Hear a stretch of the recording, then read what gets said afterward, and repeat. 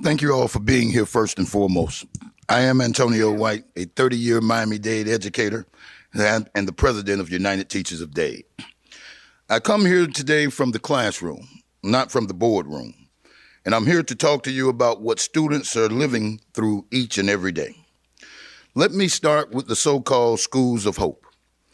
Under this law, for-profit charter chains can move into underused public schools buildings at no cost. A practice called co-location means that they share the campus, they draw away our students, and our neighborhood schools are left with fewer resources and the same responsibilities. In Miami, I had the opportunity to visit a school where after a co-located charter opened, dozens of students disappeared from the rolls almost overnight. The school lost staff positions, lost programs, and the children who remained felt like guests in their own school buildings. Educators see the tensions in the hallway, the confusion for families, and the message that it sends, that some kids get hope while others get what's left. That is not how you build strong public education in the state of Florida.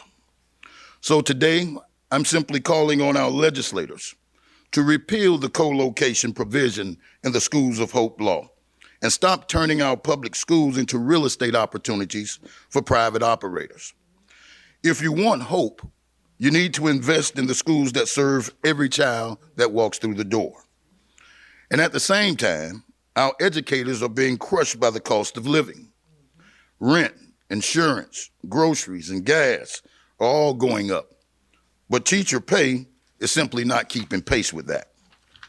In Miami-Dade, I had the opportunity to speak with veteran teachers who are working second jobs, moving further away from their schools or leaving the profession altogether, simply because they cannot afford to stay.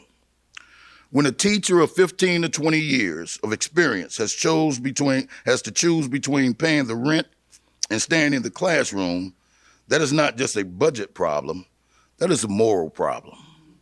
We have concrete solutions, however, on the table. House members must put on their agenda bills like HB 963, which would allow districts to offer multi-year contracts and give experienced educators some stability and, more importantly, some security. A teacher shouldn't have to re-earn their job every single year just to keep teaching the students that they love.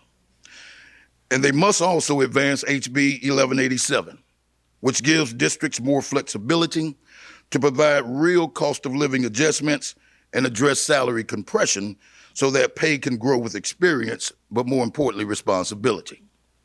These bills are simply about respect. To tell our educators what you want to stay, we value your expertise and we're willing to back that up and codify that in law. To the House leadership and every representative here in Tallahassee, listen to the people who know our schools best. Repeal the harmful co-location provisions, move HB 963 and 1187, and give Florida students strong, stable public schools and give their educators the respect and stability that they have earned.